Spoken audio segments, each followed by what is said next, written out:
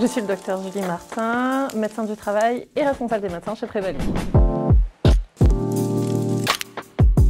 Je vais vous parler de la qualité de vie au travail et des conditions de travail, donc QVCT, qui est une démarche de prévention primaire qui a pour objectif de soutenir à la fois l'amélioration des conditions de travail, la prévention de la santé des travailleurs et la performance globale de l'entreprise. Alors, le baby-foot, c'est très chouette. Ça peut être très rigolo, ça peut être très sympa. Cependant, ça ne vient pas modifier le travail et la manière dont il est fait. L'enjeu d'une démarche qualité de vie au travail, ça va être de venir regarder la manière dont on fait le travail, recueillir le point de vue des personnes qui exercent le travail, confronter et croiser les différentes manières de faire. Et cette démarche-là, dans sa globalité, ça vient modifier le travail lui-même et comment il se réalise.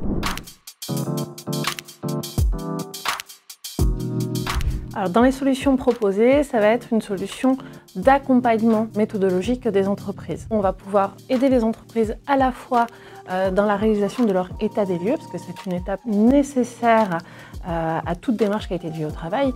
Comment savoir vers où aller si on ne sait pas d'où on part, mais également d'accompagner les entreprises sur créer finalement la méthodologie de la démarche et les différentes étapes nécessaires, donc l'état des lieux, la conception, la phase d'expérimentation et puis la phase où on va plutôt étendre les domaines d'expérimentation à l'ensemble du collectif. Donc on va pouvoir être garant de méthode, vous transférer également nos compétences sur le sujet parce que l'idée d'une démarche QVCT à terme, c'est que ça soit quelque chose d'auto-porté par l'entreprise et quand je dis de l'entreprise, c'est que ça soit les représentants des salariés ou des employeurs au sein même de l'entreprise. L'exemple que j'aime particulièrement évoquer à ce sujet-là, c'est une entreprise d'agroalimentaire de 80 salariés qui avait un réel problème d'attractivité, dans le sens où elle avait du mal à garder ses salariés, mais elle avait du mal à attirer de nouveaux talents dans l'entreprise.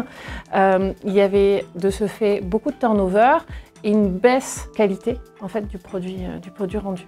Dans cette entreprise, il existait également un climat social qui se dégradait, qui se délitait. Donc c'est une entreprise qu'on a accompagnée depuis 2017. Et à ce jour, c'est une entreprise qui non seulement n'a plus de problématiques d'attractivité ou de fidélisation de ses salariés, mais c'est également une entreprise dans laquelle il y a eu un regain d'innovation.